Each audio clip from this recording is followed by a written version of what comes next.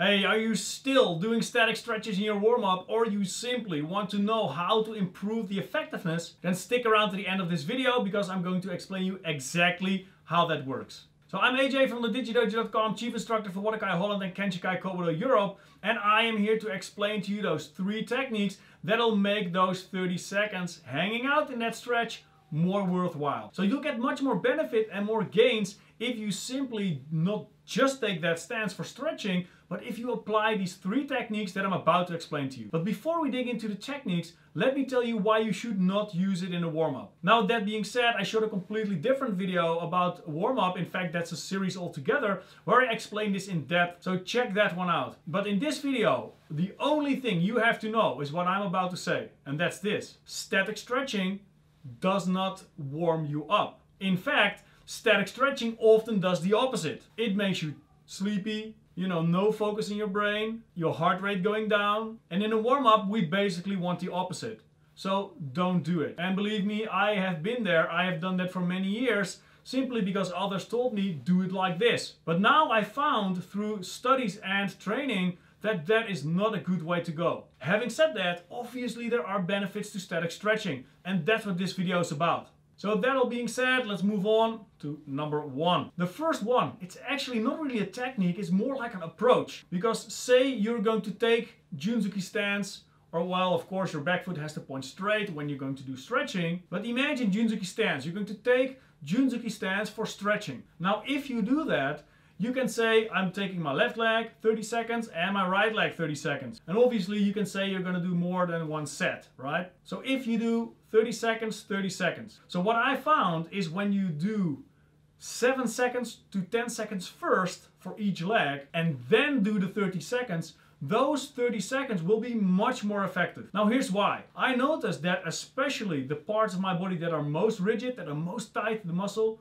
that if I apply this strategy, before I'm going to do it, I simply get a better result. I don't know exactly why, but I can feel that my muscle is getting a little bit more accustomed to the position. So say I would take that stance right now, I can feel that tightness in my calf. However, if I then switch legs, obviously I would feel the same thing on the right hand side. But if I now again take left stance, it feels much more comfortable. And that means I can hold on longer and I can even take a longer stance from the start of those 30 seconds. So you can see how easy it is to make those 30 seconds more effective simply by sort of preparing that muscle. Now obviously there are other ways such as foam rolling or massages, but this one you can do it pretty fast and you don't need any equipment. So number 2. Number 2 is using your breathing, because obviously when you inhale and then exhale, you relax. It is as simple as that. When you exhale, you relax, and the more you exhale, the more you relax. So I already found this through my own training, that this is a very effective way to get deeper into the stretch. It was only later when I did more studies that I found out this is actually called the yoga stretch, because in yoga they are very keen on, harmonizing their breath with their body movement. So just try it. If you are at the end of the range, if you think I cannot reach any further, then hold that position, take a deep breath, and as you exhale, get deeper into that stretch. And again, I guarantee you that this one works. Now let's move on to number 3. Squeezing the antagonist. And that one's a little bit counterintuitive because I just told you to relax.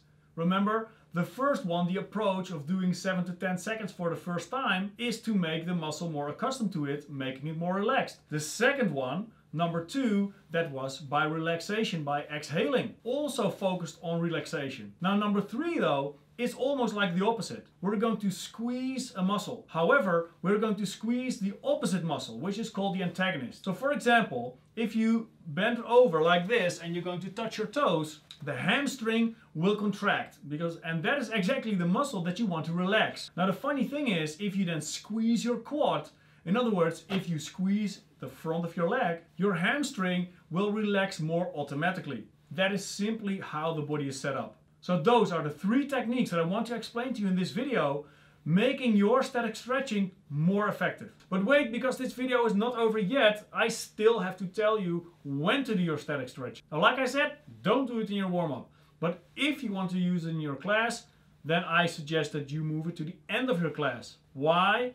Number one, it makes you relax. You can stay in that stance, you can let your heart rate go down, you can let your breathing catch up to normal. That is given that you have put in some effort in training, and you can see how this works as a cool down. Even if you would apply the techniques that I explained to you in this video. Now, the second way is to turn this into a completely separate training. And that's obviously when you sort of can implement it in your warm-up. So here's how that works. Say you would do a 2-kilometer run.